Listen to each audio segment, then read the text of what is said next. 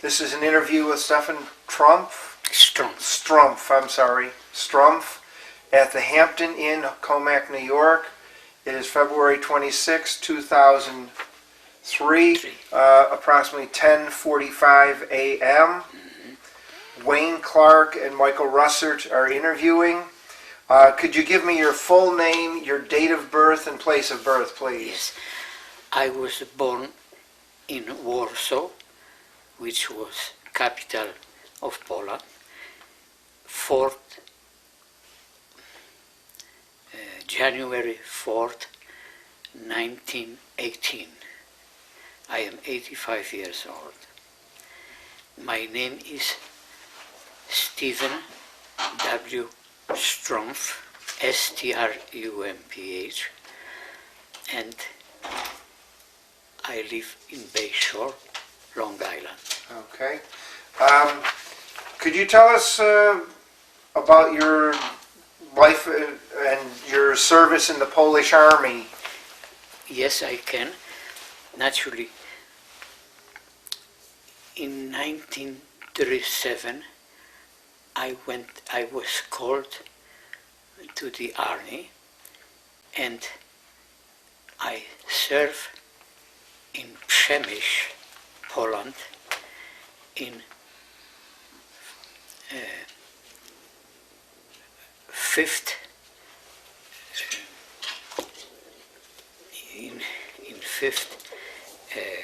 Regiment of Polish Army, and I have been admitted to the military school,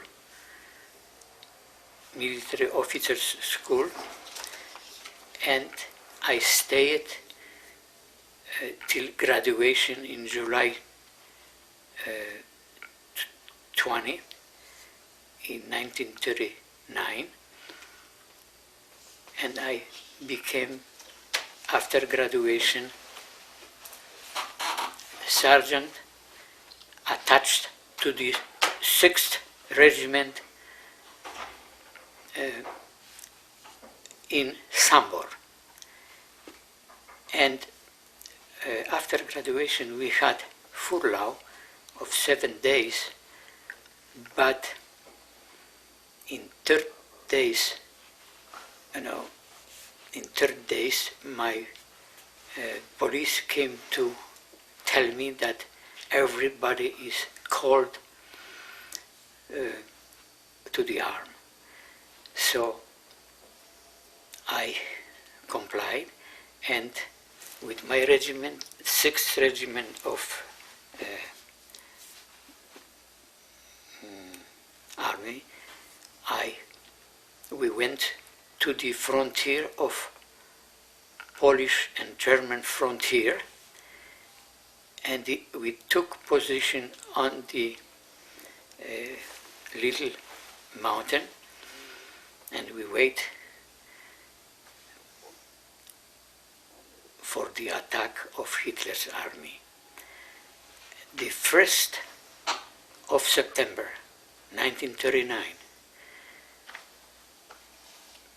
at 4 o'clock in the morning, Hitler army attacked us from land and from sea and from the Air Force. We thought that we are not going to be alive, because the attack was so powerful, and especially his tanks. And I have to mention to you that Poland was not prepared for war. We never did see any airplanes of ours, and at that moment in 1939 we had not too many, but 800 bombers, and they at least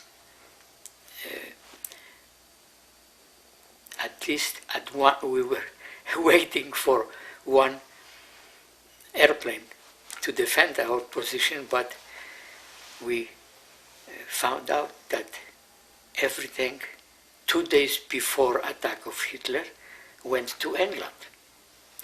All the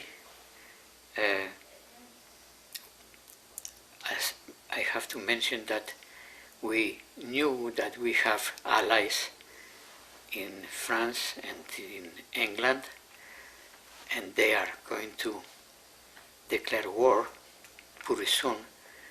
But they declared the war, but they were not ready to fight Hitler. So we, after third day, we abandoned our position and we went through the mountain, little mountain of close to Częstochowa, and at night we were in such an attack and power of the tanks, or German tanks, that we were at night abandoned our position again, and we were back toward east. We thought that the Vistula River, which is large river, main river going to the Baltic Sea, that we are going to have our defense in the at that river, but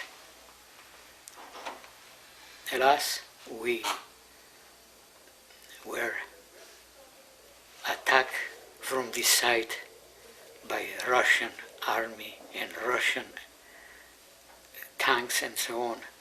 We knew that this is the end of us. It was a 17th day of September when the Russia attacked us. At that moment, the Marshal Ritz-Schmigli ordered all the army to give up and go home or whatever, and fought the German underground. Meanwhile, I was caught with my platoon by Germans, and I was transported to Kielce, and from Kielce to Germany, Camp Luckenwalde, number 3A of prisoner of war. At that moment, I wish to read to you. Can you stop for the moment? That's okay, go ahead. Can I have one of these?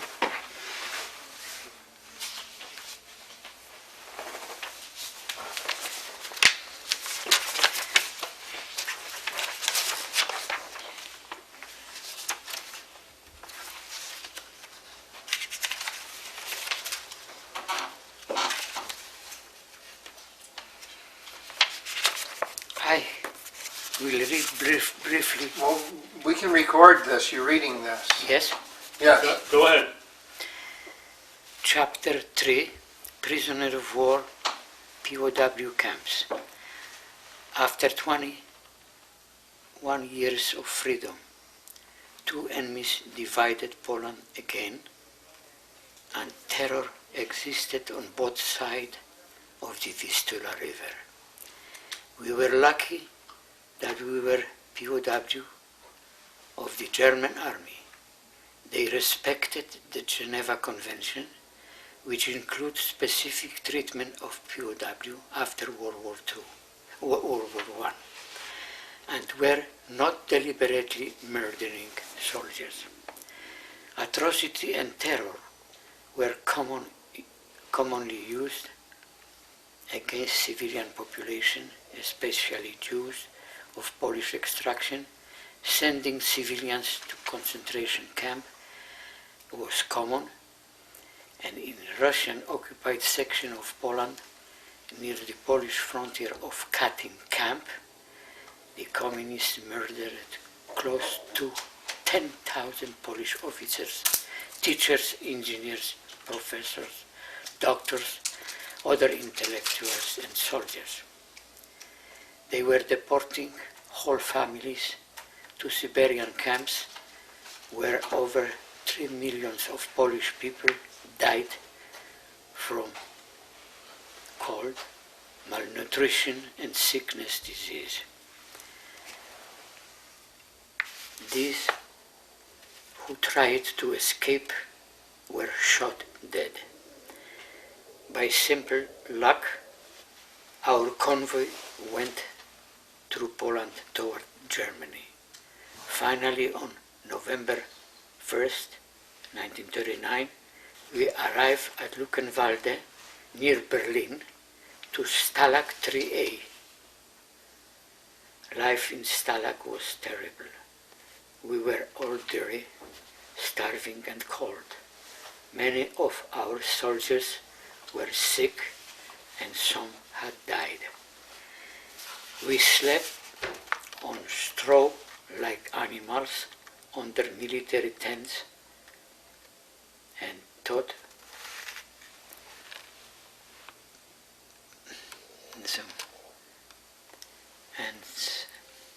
many of our soldiers were sick and some had died. We slept on straw. Oh, I'm sorry because I missed a little bit. After 24 hours, they started to give us 1 pint of the vegetable broth and 1 loaf of Kamis bread for 10 people each day. No soap of water or water was provided.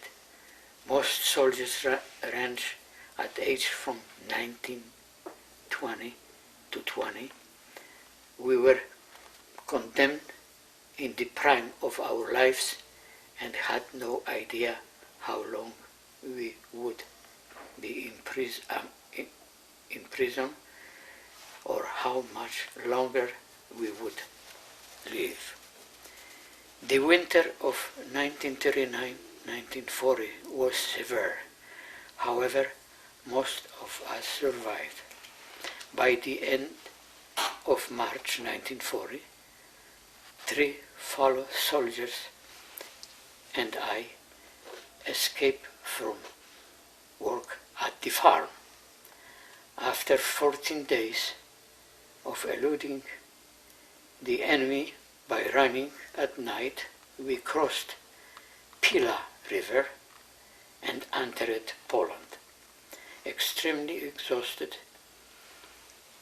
we found a small farmhouse and listened to the voices inside. They were speaking Polish. We knocked on the door. The farmer opened the door and we told him that we were Polish soldiers and had just escaped from POW camp in Germany. After welcoming us into his home, he allowed us to bathe, gave us clean clothing and plenty of food to eat. 2 hours later, the Gestapo encircled the house and arrested us. The farmer was of German descent and had secretly sent his daughter to the police. The 4 of us were brought back to Stalag and forced to the 12 hours of hard labor per day for 1 week. During POW camp, I escaped and was captured by the police 3 times. Luckily, I never lost my tag with my identification number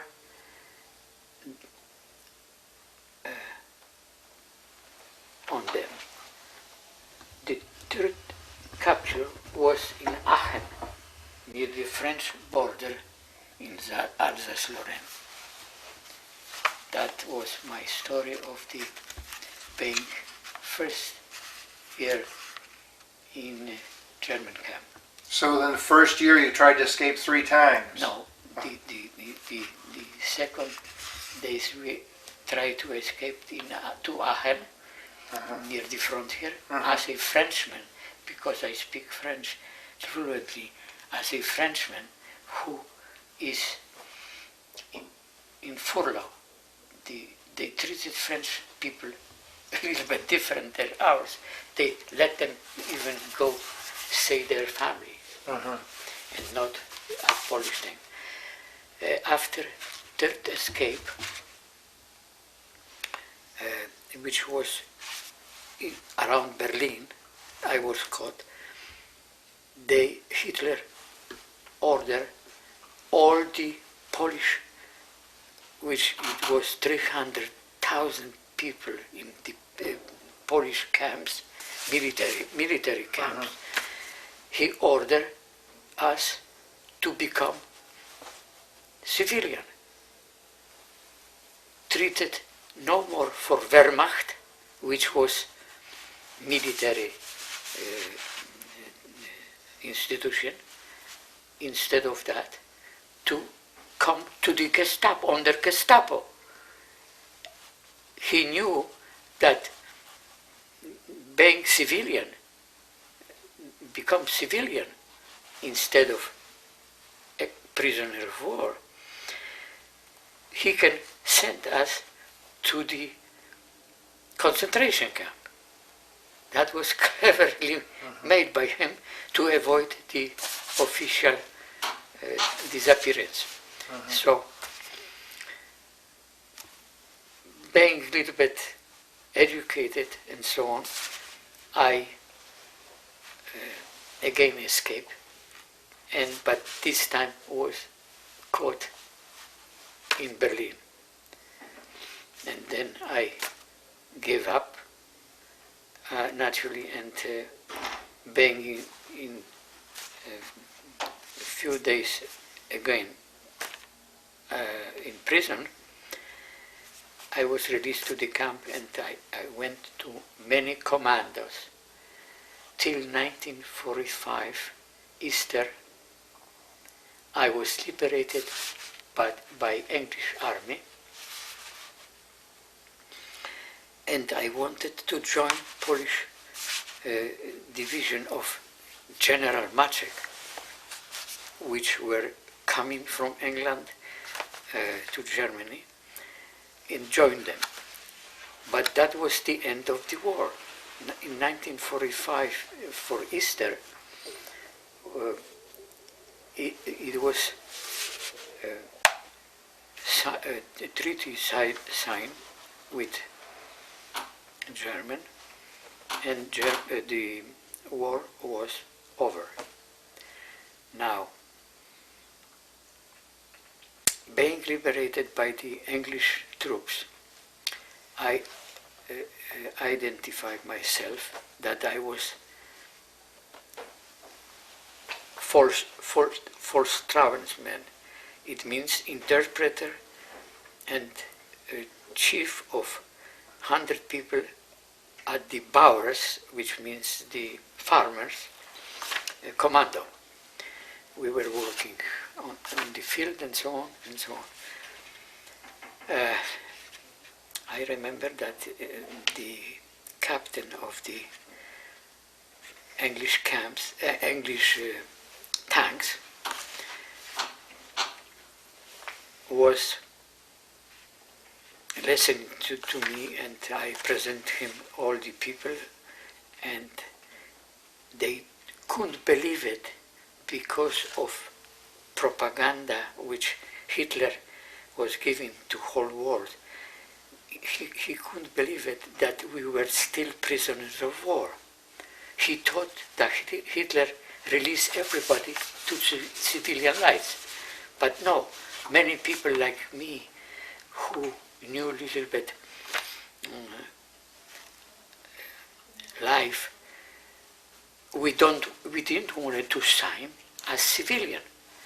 And that's what was when I refused for civilian work.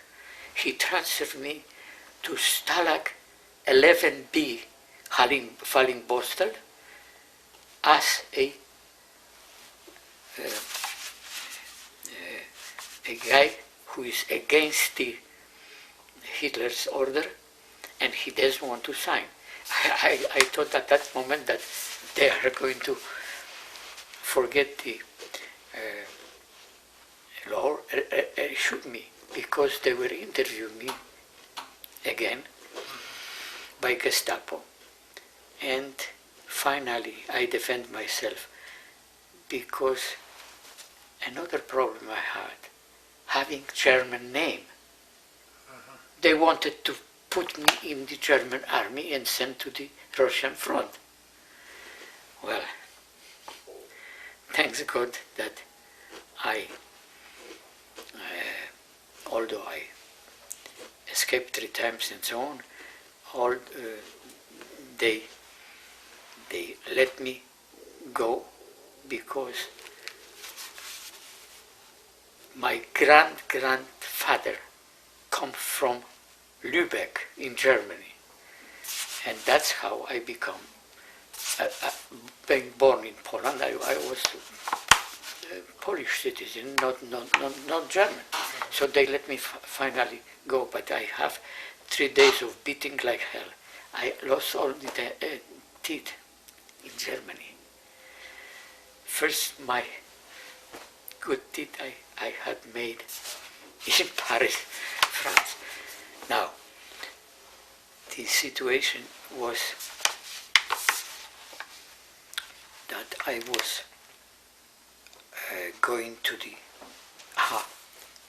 I knew where it was one of the motorcycles owned by a German fellow who went to the army. So I showed to the captain that I wish to have that motorcycle and go to join Polish army. And he told me, hey, listen, I will give you all the paper necessary. Through our zone, you will go okay. But in zone, American zone, we don't believe that you are going to make it. Well, I said goodbye to all my friends, and I have the motorcycle, and I went to the American zone. In American zone, I met the captain of the MP Battery A, 211, I believe, battalion of MP. And he told me, listen, Steve, where are you going to? Everything is finished. We won the war. Stay with us, because I need people who speak few languages, and I speak Polish, I speak a little bit English and French perfectly, and all Slavish language I understand. So I stayed, because he proposed me the good deal. He is going to, I will be having American uniform and so on, and I am going to be helpful, because the MP battalion was searching for the German SS and other Wehrmacht and so on. And I was translating for the Captain Carney, the guy, the gentleman from Philadelphia. I was translating what the German, he was interviewing every German caught by us, and they were sending them to the Spandau prison. And we were doing that job, I believe, 8 months. And after 8 months, he announced me that his battalion is going to go to Reims, in France. Well, I said to him, Captain, please take me with you. My aunt was living in Paris at that time. I have an aunt which are living in Paris. So she doesn't know that I am prisoner and I have her address, so I will meet her. He was very nice, captain, and he said, listen, Steve, you go in with us, and we were enjoyed a little bit. Halfway house in Reims, they were sending American soldiers back to United States. That was, I believe, year 1946, right. When we came to the camp, halfway house name was that those camps, he said to me, do you see what's going on here? In the American camp is Polish Army headquarters. And I remember well presenting my ID and everything, because I had it with me in the uniform. When I met Colonel Brzezinski, he's how we call that? He was commanding officer of that post.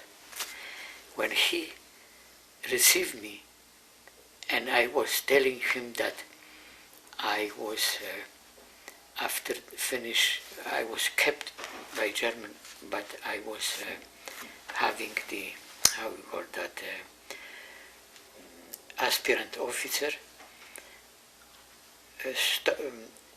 grade. He nominated me under the American auspices. He named me as first lieutenant of the Polish Guard forces. He told me that he had already few days arranged and organized a company of Polish soldiers, and he had under officers and all these 120 soldiers, and he had no officer to commanding them, and that was in France. Well,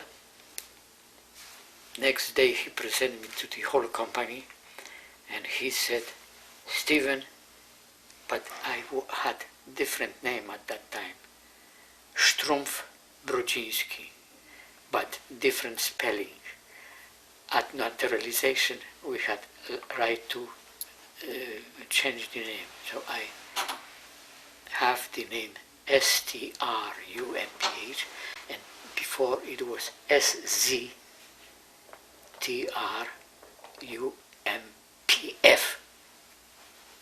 close to German.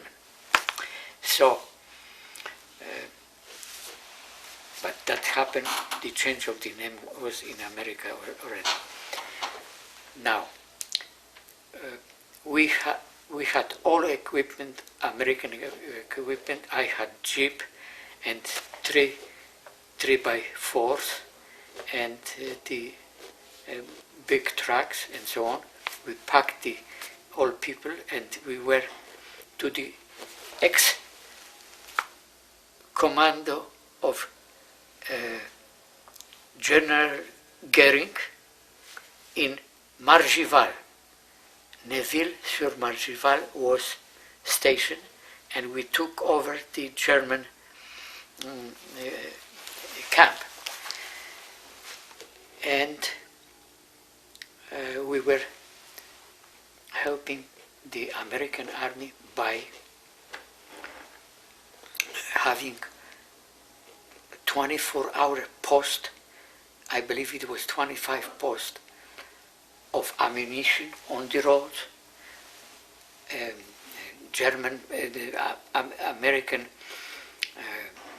parts for the cars, and many other stuff like, how you call that, because it was needed because the French people was stealing from the Americans. It was funny, but we killed few, but don't mark that because they were, as we say in French, voleurs. They were stealing everything. So I believe that I was under the name of the company, American company, and it was Polish Guard Forces. You can see in one of the photographs where I'm staying in my jeep and so on. In my company, I have even one captain, Catholic priest, who after I will tell you the other story. In that place,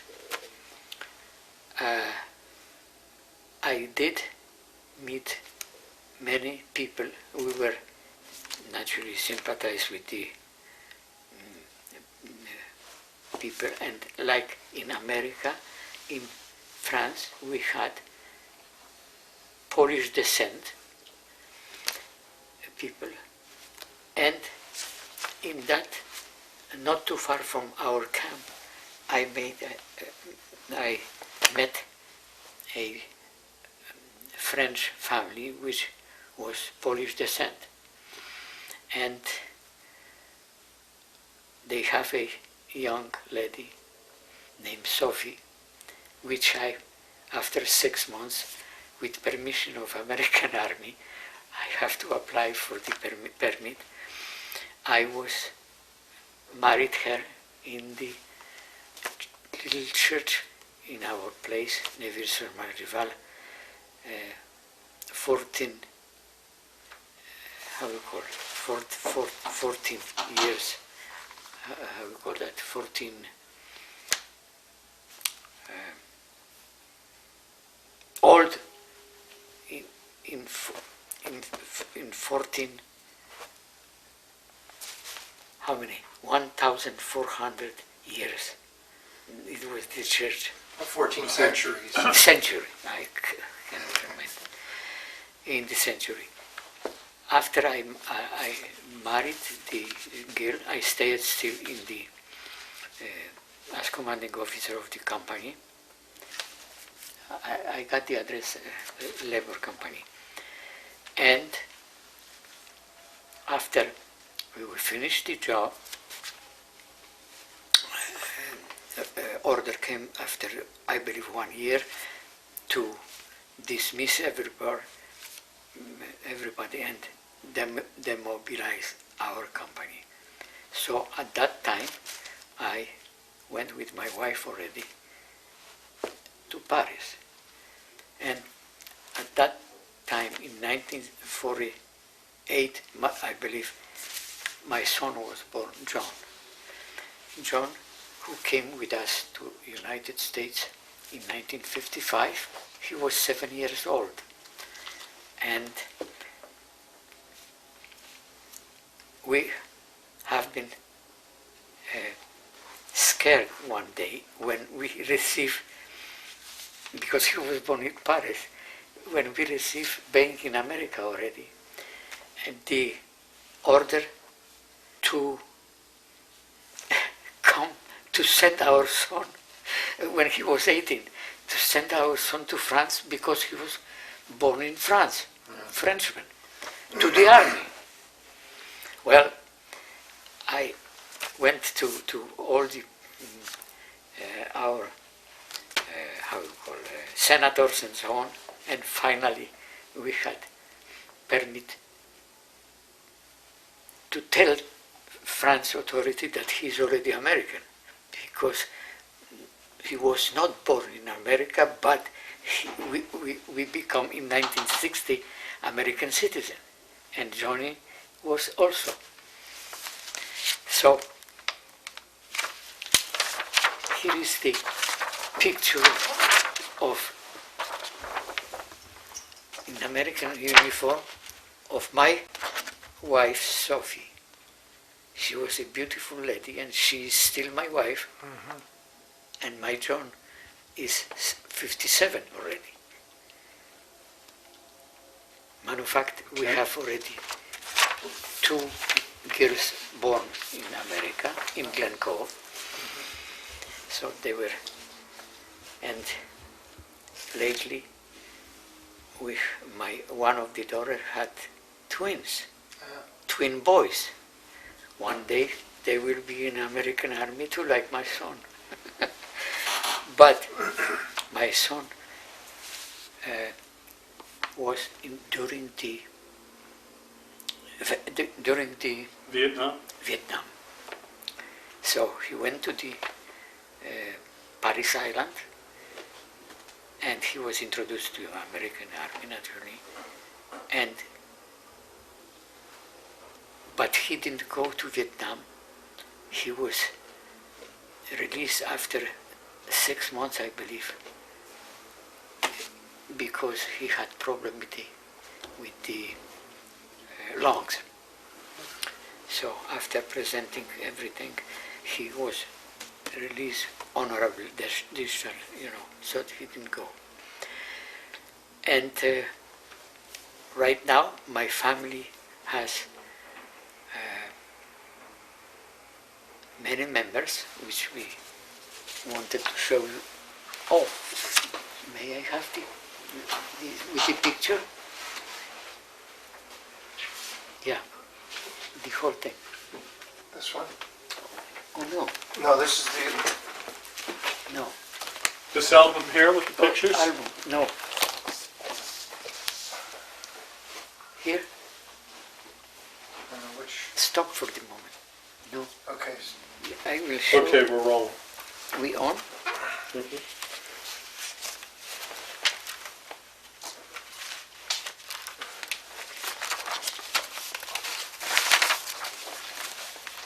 Oh, I'm sorry. That's okay. Okay, hold it back so I can zoom in on it easier. Okay, that's your son on the top. That my son is John Strumph on the top, Okay.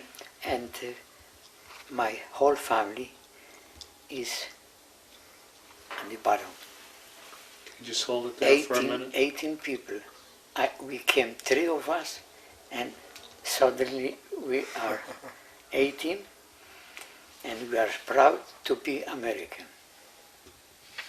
Very nice. Now, when you served as an interpreter, were you officially in the United States Army? No, that was, how we call that? Like a liaison. Yeah, the liaison. I was paid by American, like everybody else, American, and I was having uniform, and I was regularly in the caserne, American caserne, but I was liaison of the Polish Army. Okay? That's...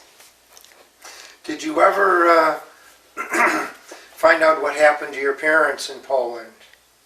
Absolutely not, till I was released from the army and I was civilian in Paris.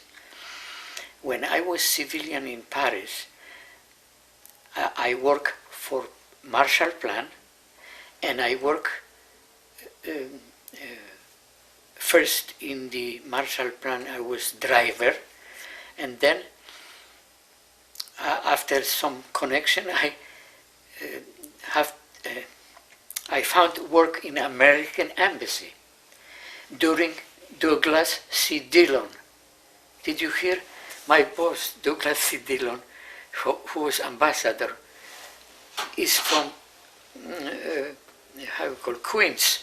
He died last month. He was also Secretary of the Treasury. Yeah. Oh, Secretary of Treasury. That's right. Oh, you knew about him. That was my boss in American embassy. But I have to add that many people of American, no, not American descent, naturals American, before 39 went to Europe, and they were stuck in Europe.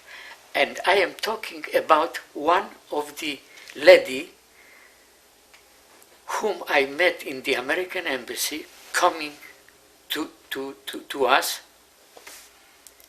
Zaza Gabor. Oh. Zaza Gabor, I helped her to meet with the consul, and she proved to American authorities that she is American by naturalization, and she went home next day. She contacted somebody in America, and so she was stuck in Europe for whole the years since she come to from United States. Well, she was nice lady looking, but how you call that? That's how I came to United States. I have to tell you that story because this is most wonderful thing, and it's true. I have all the paperwork. When I was information officer at the entrance of the embassy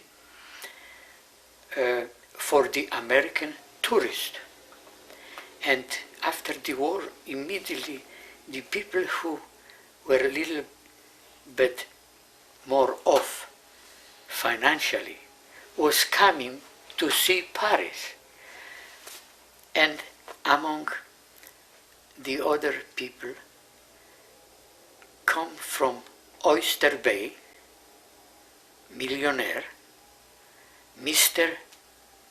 Edwin Weiss Jr. I met this gentleman. He came with the cowboy hat and so on because he was from Texas. He told me that, listen, besides the theater and so on, tell me something else. Do you know somebody who wants to come to America? I need a couple of people. What kind of couple? He said, well, I need a driver and I need good cook, French cook. I said, well, we are planning to go to America, but I know my wife is very good cook for myself, but I don't know if she can satisfy you. What's your name? Steve. Okay, Steve, my wife, Mrs. Weiss, is coming in 3 days, and I will meet your wife with her, and we will see if she answer all the question. I will hire you. That he was so energetic and so on. And matter of fact, she came after 3 days, and she wanted to see my wife. And not only that she was a beautiful lady, but she was answering Mrs. Weiss all the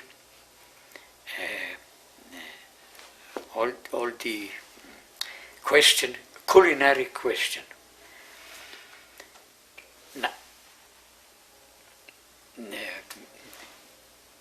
And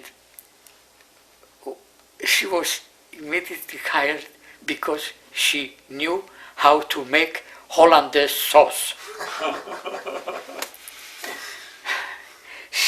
Mrs. Weiss was so nice and so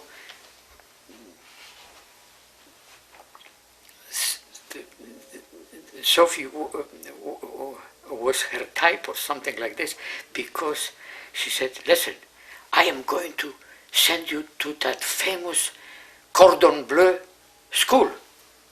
and I will pay everything, so you will know how to make the, how you call that,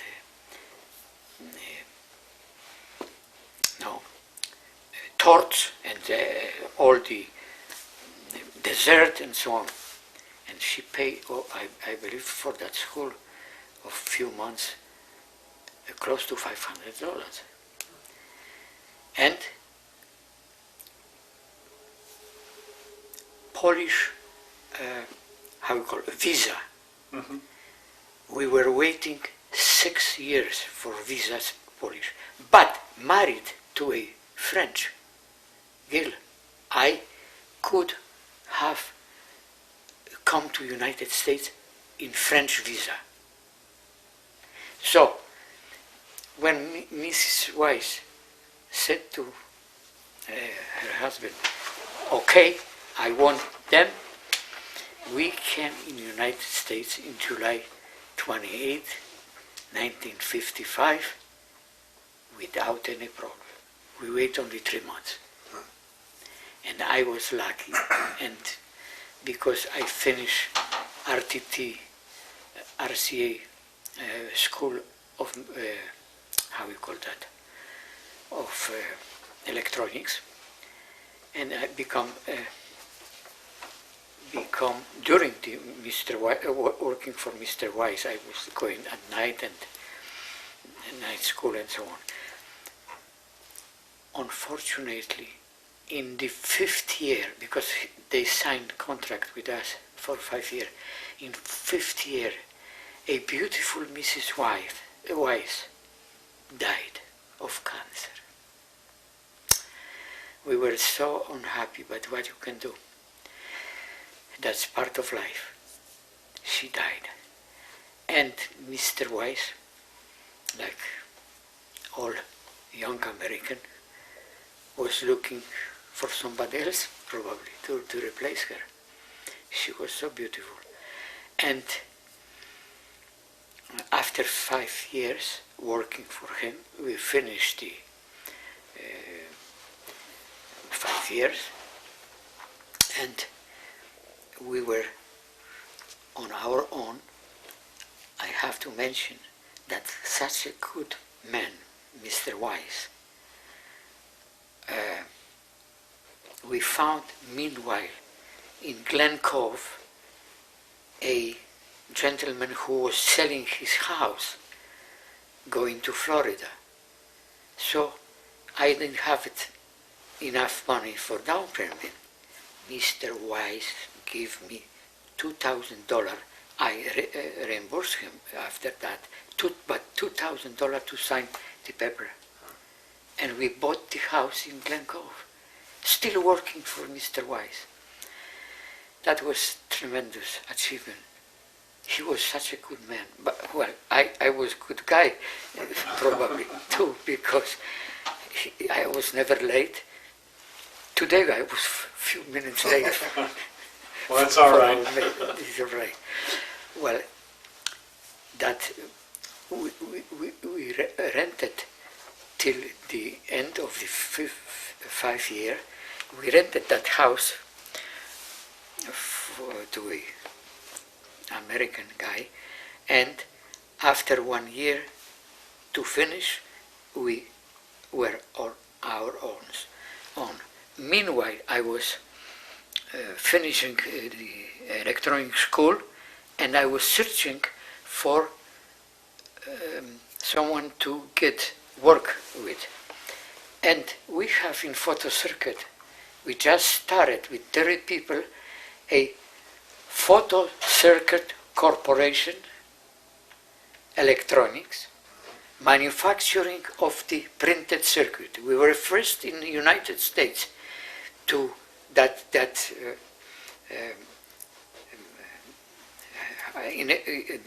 Photo Circuit Corporation was in existence since when I joined them, since 3 years.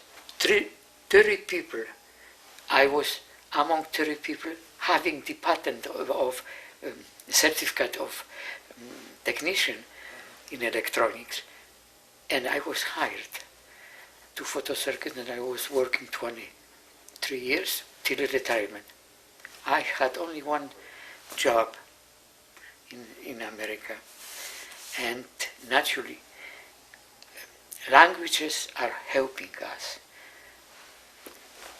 No matter if naturally if you must know English language, but certain people are needed in industry speaking other language. And I was that lucky man. When we organized the company already and so on in Glen Cove, suddenly our boss come with one day and telling us that we have a French engineer, inventor, and he cannot produce that invention in France. We have to try it, that make the printed circuit armature for DC motor.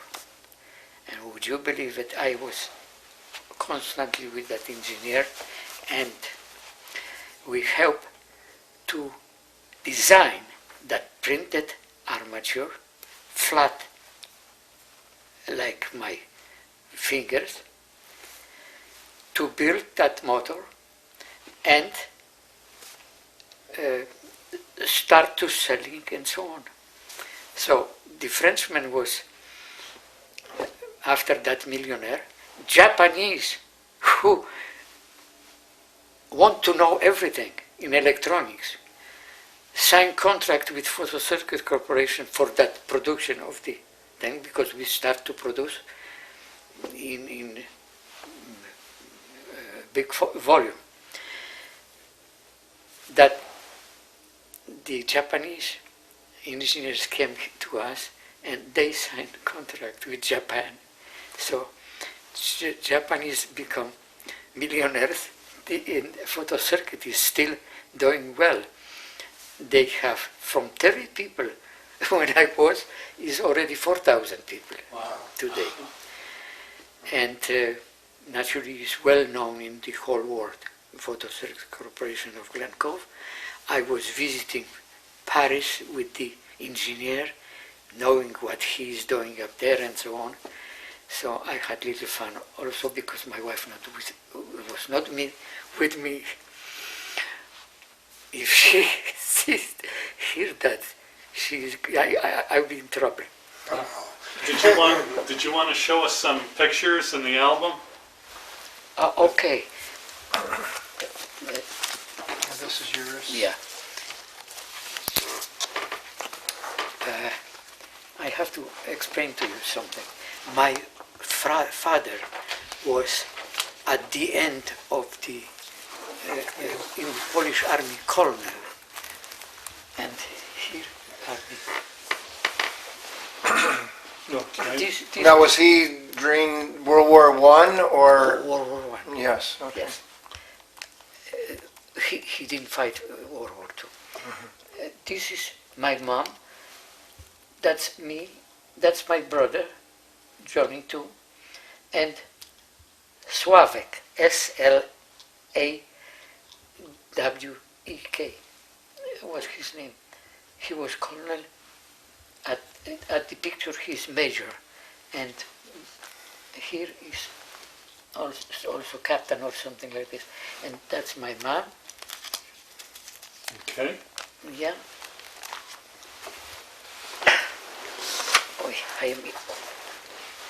Okay. And here is the picture of me after the mobilization. This is sergeant, and we special silver tanks around candidate officer. Okay. What year was that taken? That was taken in Paris already. So before I joined American Polish Guard forces, that was the I present myself as him with the papers, with the colonel, and he make me officer. first Okay. lieutenant. And this, okay, this is John, my son, in the army. Now, this is my brother who perished in the Warsaw uprising as 19 years old. He got killed. And here I received a hat, parade hat, from Poland, now when I was riding somebody. And my photograph is in the hat. That's the uniform of the of my outfit. Now, here is original postcard sent to me, Warsaw Strumph. Okay, and my number is, you see that, 81084, prisoner of war. Prisoner of war. Yeah. Okay. Here I have to show you something, because being in high school, I had lessons in the theater, and in German we organized, the German were so nice sometime that they permit us to make a choir. Oh, Yeah, we had international choir in the same camp when we were. They were Frenchmen, Yugoslav, Czechoslovakian, every nation of the Europe. did you want, okay. Yeah, that's the choir. Now, we only have 5 minutes left on the tape. Oh, I see. Okay. So I made. That's the Friends. Now, is this is another postcard sent to Another you? postcard, Stalag 11B. And this is quickly. Oh, is this your... That's my how we call that, Your ID? ID, right? And here is the permit, and here is American boys from the. Yeah, here is me naturally, and Polish Guard forces. I had a picture like this, but I cannot. Oh, here are. That's our priest in military service. This is my wife already, and here I am coming to Berlin with the German prisoners of war. Oh, this is the MP group you were Yes, with? right. Yeah. And here is the whole thing. We were married in French chateau because American headquarters of my bosses was in the chateau of French. Now, you had this is an American officer? Yes, that's it. You had American and Polish officers and so Right. on with at your wedding? That's right, yeah. Okay. Okay.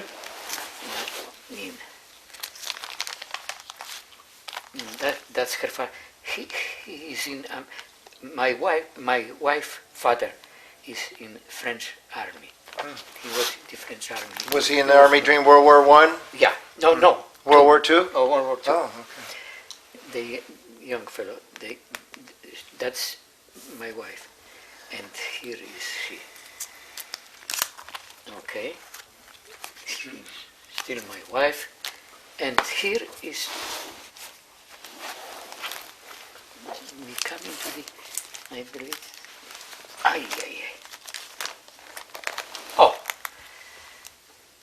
that's, I didn't mention to you anything. This is Pope John Paul II. Oh. I make the picture of John Paul. I met him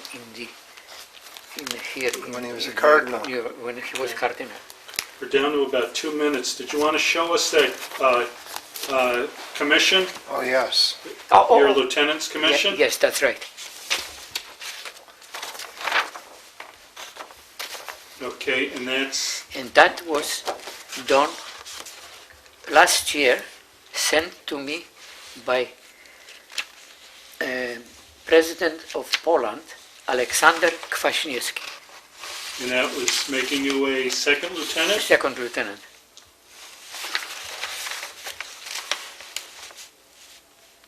Okay, Okay, got it. thank you very much.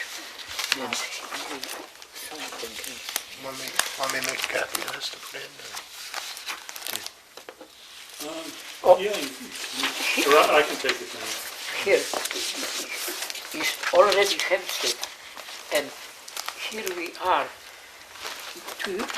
You don't know that we have a post of Polish veterans in Oh, Hempstead. okay. Yeah, and here I am with it. Okay, all right.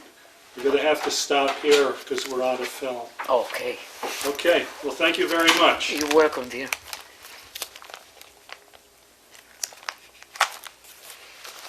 Okay. Thank you.